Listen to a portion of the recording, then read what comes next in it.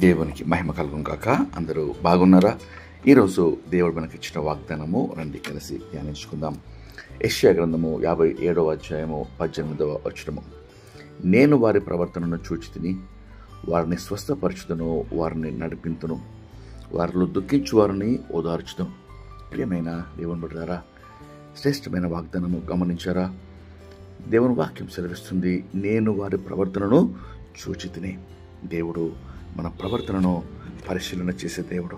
మన మార్గములను, మన నడవడిని, మన త్రోవలను పరీక్షించే దేవుడు. వాక్యంలో దేవుడు సెలవిస్తున్నాడు.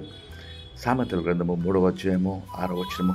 నీ ప్రవర్తన అంతటి యందు ఆయన అధికారమునకు ఒప్పుకొనుము, అప్పుడు ఆయన నీ త్రోవలు సరళము చేయను. ఈరోజు మన ప్రవర్తన దేవునికి ఇష్టంగా ఉన్నదా? మనకి ఇష్టమైన మార్గంలో మనము వెళ్తున్నామా?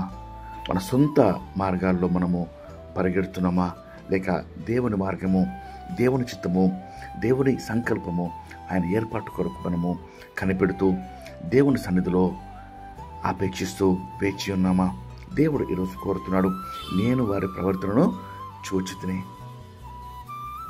ఆ ప్రవర్తన దేవునికి ఇష్టమైనదిగా ఉంటే ఆయన వారిని నడిపిస్తాడు. మరి వాక్యం సెలవిస్తుంది, నేను వారిని స్వస్థపరచుదును, వారిని నడిపించుదును. ఈరోజు అస్వస్థత, ఆత్మీయ, మానసిక, శారీరక అనారోగ్యం దేవుడు స్వస్థపరుస్తానని వాగ్దానం చేస్తున్నాడు. మరి మన జీవితాల్లో ఆయన చేపట్టుకొని నడిపిస్తాను అని వాగ్దానం చేస్తున్నాడు.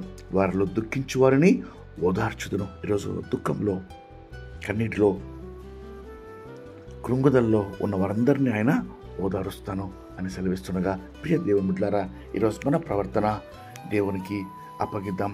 మన ప్రవర్తన అంతటి యందు ఆయన అధికారంలో తల ఉంచి లోబడుదాం. అప్పుడు ప్రతి మార్గము మన త్రోవలైన సరళం చేయటకు సిద్ధంగా ఉన్నాం. రండి కలిసి ప్రార్థన చేసుకొని వాగ్దానము పొందుకుందాం. ప్రార్థన.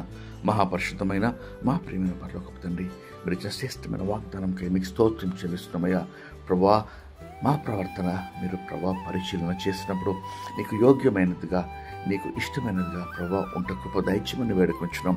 మా సొంత మార్గములు, సొంత ఏర్పాట్లు, సొంత ఇష్టానుసారమైన మార్గంలో పరిగెట్టకుండా నిశ్చితం చొప్పున నడుచుటకు కృప మాకు దయచేయమని వేడుకొంచున్నాం.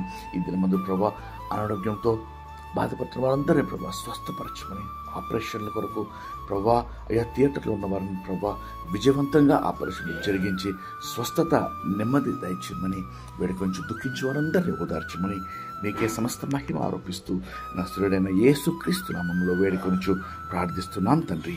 ఆమేన్. దేవుడు మిమ్మల్ని దీవించును గాక.